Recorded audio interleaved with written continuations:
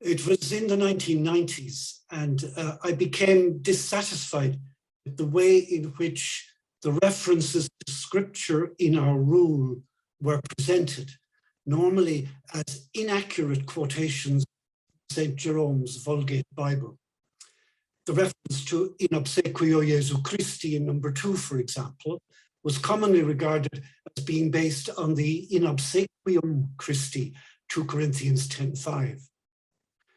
Rather than carelessly substituting the rare in obsequio as the vassals of, with the common in obsequium, in allegiance to, I discovered that Albert was faithfully quoting Bishop Anselm of Vercelli, his predecessor, who had used in obsequio in 1124 when he described the canons of St. Stephen as the vassals of God and of St. Stephen.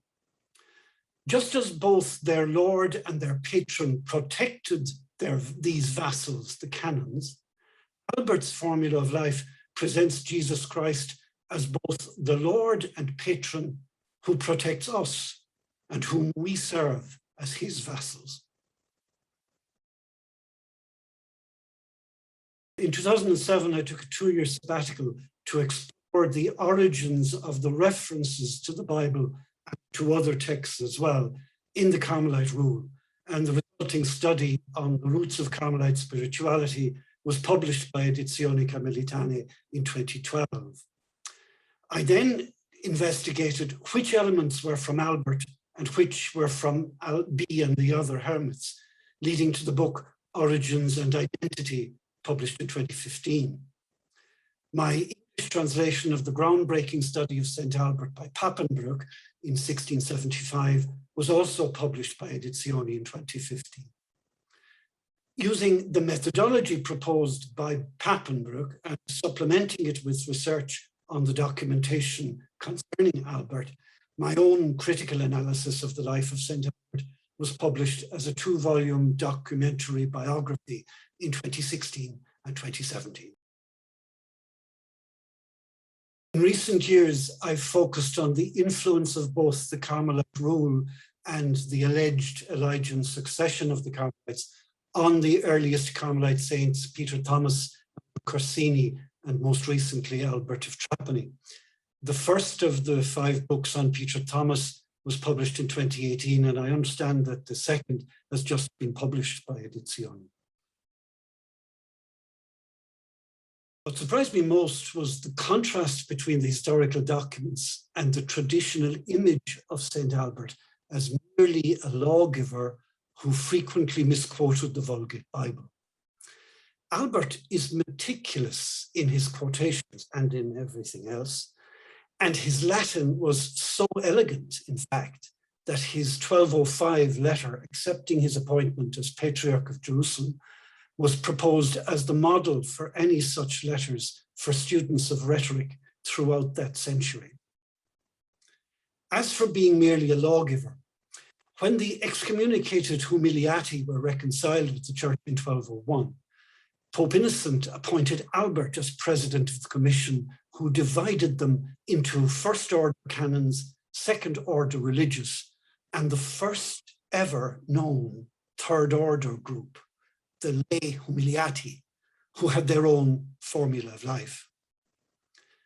The second of these third order establishments was the Carmelites, 12 years later.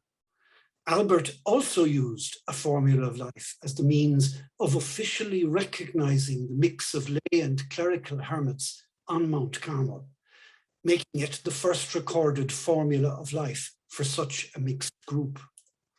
Since the hermits' proposed manner of life could not have envisaged such a creative innovation, regarding Albert as merely the lawgiver of the group is simply ludicrous.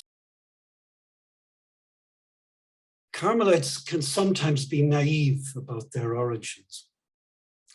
Up to then, those Latin hermits had been living in an unregulated manner, and Albert was trying to rectify the situation.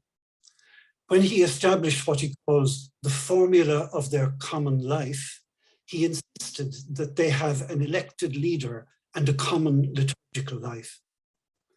In 1205, Pope Innocent III described Albert as being sent to the Patriarchate of Jerusalem for its reform. And in 1207, he permitted Albert to authorize clerics who could not prove their ordination to celebrate Mass in private, and to sanction any religious who abandoned their habit for secular clothing. The formula of life, I believe, refers to such clerics and religious who recognize that in whatever order he will have been, or whatever form of religious life he will have chosen, each hermit was the vassal of Jesus Christ. Provided they adopted the common liturgical life of the hermits and their striped poncho-style cloak, the formula of life regularized the situation not only of the hermits as such, but also of any of the irregular clerics and religious who were among them.